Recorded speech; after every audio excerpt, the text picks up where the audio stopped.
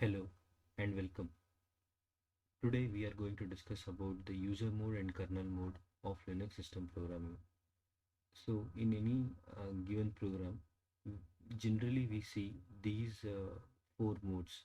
So in the user mode, we have the application program running, and the application program usually calls the library function, and the library function then internally switches from user mode to the kernel mode and calls the trap handler, and trap handler in turn calls the specific system call.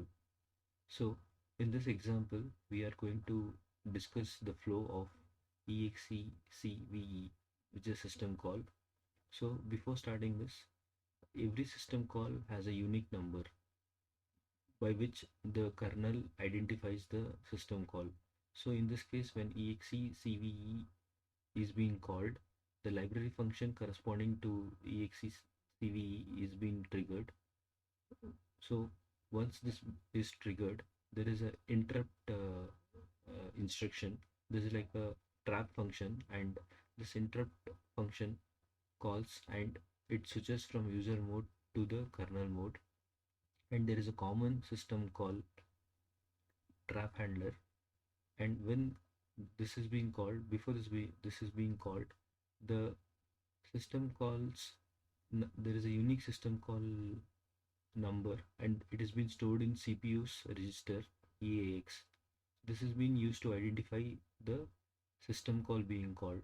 So once the trap function is being raised, it jumps to the kernel mode and it executes this system call handler, and from the system call handler it calls the system call table, in which it looks upon the value stored in EAX register of the CPU, and and corresponding function is being triggered. So in this case, there is a value for execve, and correspondingly it will jump to the system call sys underscore execve. So each system call has a unique implementation which starts from sys underscore. So when we call a open system call, finally there is a unique number for open system call, and it is stored in this register.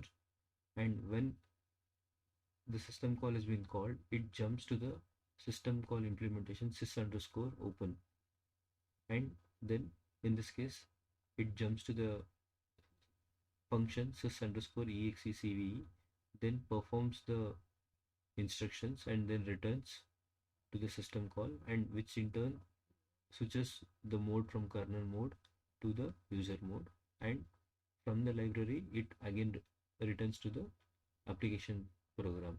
So here we see there is a, whenever the system call is being called, the user mode to the kernel mode transition happens, and again the required functionality takes place in the kernel mode, and then returns back the value as appropriate to the user mode. And in the user mode, the application program processes the values returned from the kernel mode. Thank you.